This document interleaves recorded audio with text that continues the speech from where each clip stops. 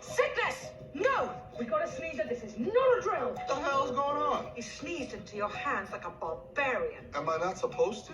Are you trying to kill us? You just told me not to sneeze into my hand. Sneeze into your elbow. I mean, not the elbow, that's the outside bit, but the inside elbow, where the crease thing is, oh my God, what's it called? Thanks, Kenneth.